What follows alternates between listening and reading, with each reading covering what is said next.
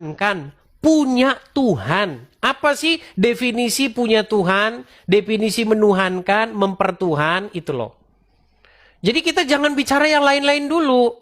Kalau kita di sini sudah clear, maka kita harus simpulkan siapa yang dituhankan oleh orang Kristen.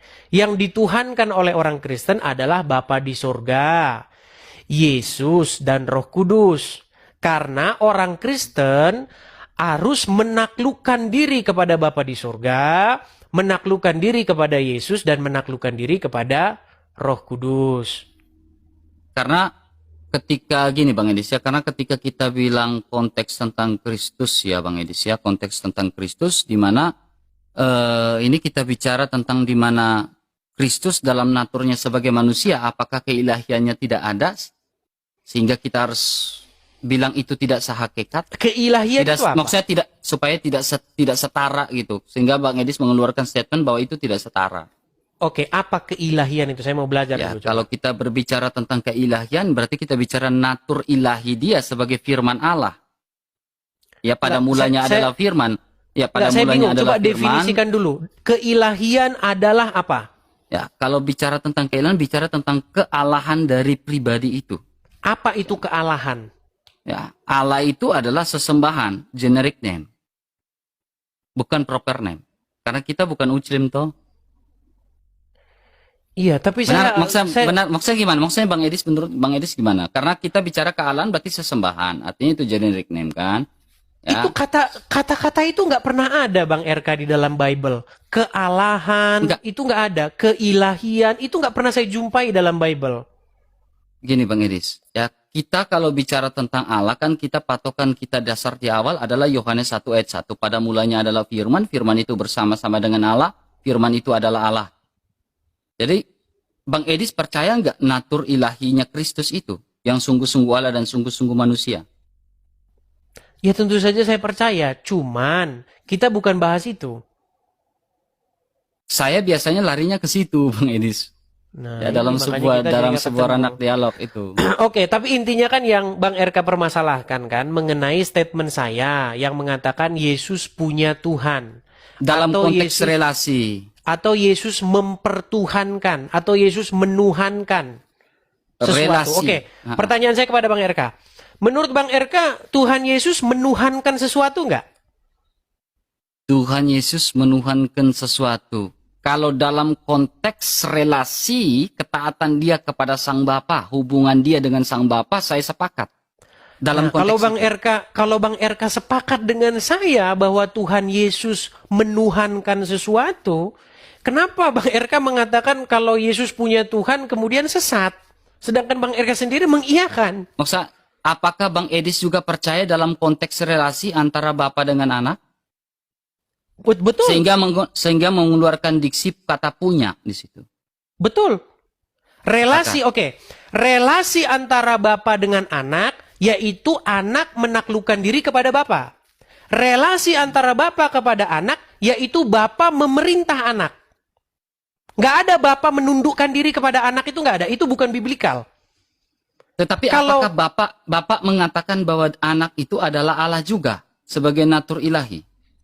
Bapa di surga menyatakan Allah bukan hanya kepada Yesus saja, kepada banyak manusia. Kepada Musa, Bapa di surga mengatakan bahwa Musa itu diangkat sebagai Allah. Oke, kita akan ini kan, ya.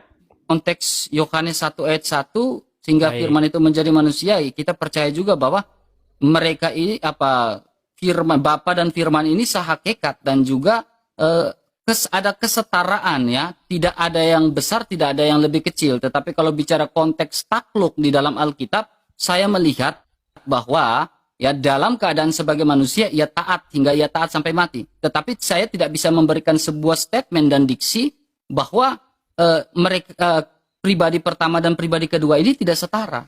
Saya tidak bisa mengeluarkan statement itu karena itu bisa menjadi blunder di dalam kekristenan. Baik. Tapi pandangan intinya, Bang Edis kalau berbeda ya gak apa-apa. Oke, tapi intinya Bang RK sudah setuju dengan saya bahwa Tuhan Yesus punya Tuhan atau Tuhan Yesus dalam konteks relasi.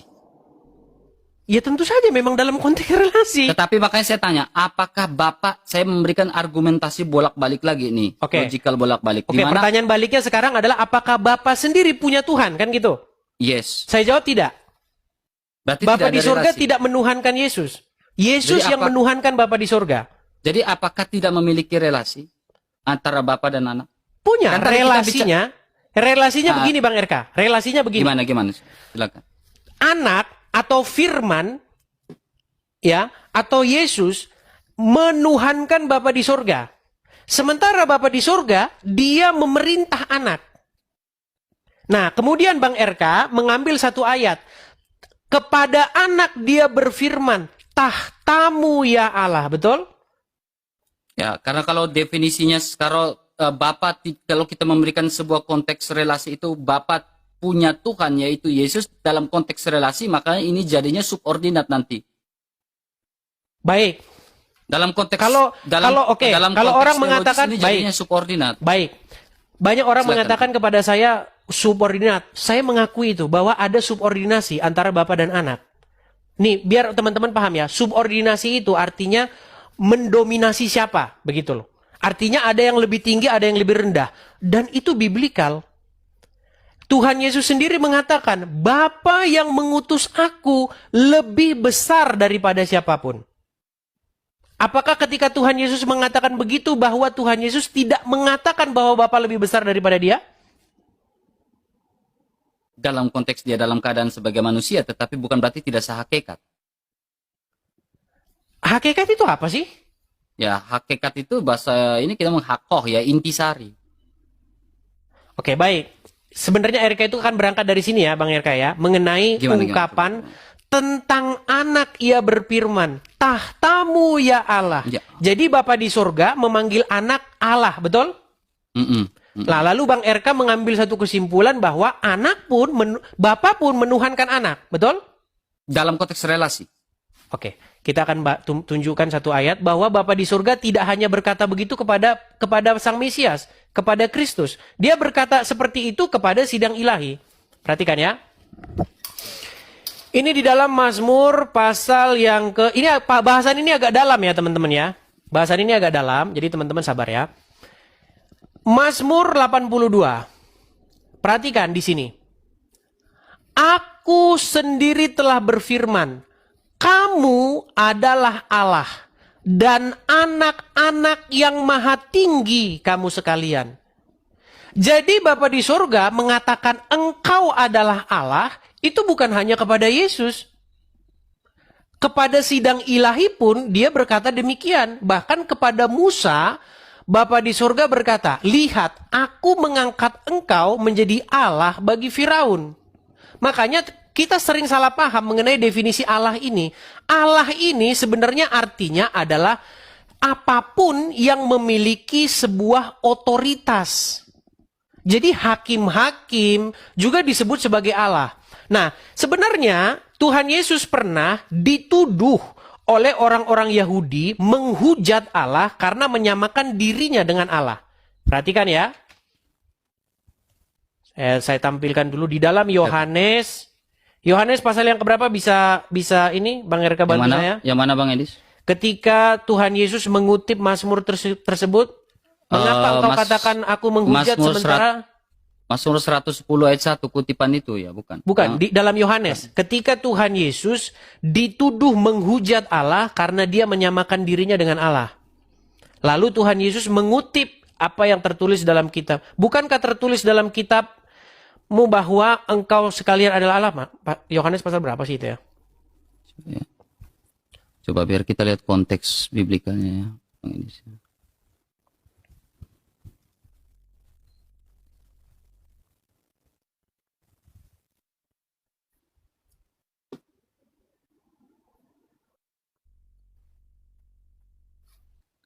Ini kita agak berbicara dogmatika ya malam hari ini teman-teman. Apa-apa Bang Edis. Perbedaan pendapat itu hal biasa. Biar kita selesaikan Bang Edis ya. Kalaupun tidak sampai selesai Bang Edis ya kita baik-baiklah gitu ya.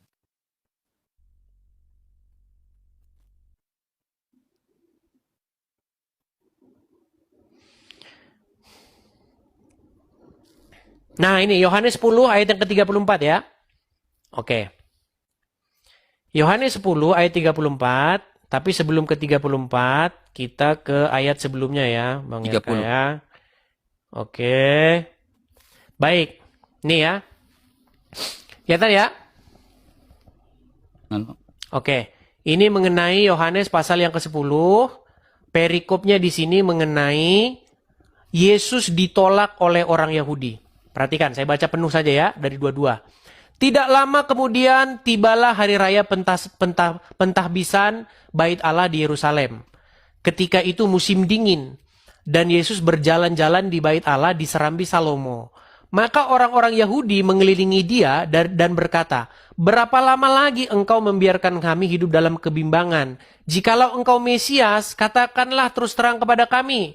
Yesus menjawab mereka, "Aku telah mengatakan kepada kamu, tetapi kamu tidak percaya. Pekerjaan-pekerjaan yang kulakukan dalam nama Bapakku, itulah yang kuberitakan, yang memberi kesaksian tentang aku. Tetapi kamu tidak percaya, karena kamu tidak termasuk domba-dombaku. Domba-dombaku mendengarkan suaraku, dan aku mengenal mereka, dan mereka mengenal aku." Kita agak lompat ke sini. Nah ini, aku dan Bapa adalah satu. Sekali lagi orang-orang Yahudi mengambil batu untuk melempari dia. Kata Yesus kepada mereka, "Banyak pekerjaan baik yang berasal dari Bapakku yang kuperlihatkan kepadamu. Pekerjaan manakah di antaranya yang menyebabkan kau mau melempari aku?" Jawab orang Yahudi itu, "Bukan karena satu pekerjaan baik maka kami mau melempari engkau, melainkan karena engkau menghujat Allah dan karena engkau sekalipun hanya seorang manusia saja menyamakan dirimu dengan Allah." Perhatikan ini intinya. Kata Yesus kepada mereka, "Tidakkah ada tertulis dalam kitab Tauratmu, aku telah berfirman, kamu adalah Allah?" Jikalau mereka, kepada siapa firman itu disampaikan disebut Allah, sedang kitab suci tidak dapat dibatalkan. Nah, jadi sebenarnya ungkapan bahwa Allah menyebut kamu sekalian adalah Allah, maksudnya di situ bukan berarti Bapa di surga itu menuhankan orang yang kepadanya Bapa di surga berkata demikian.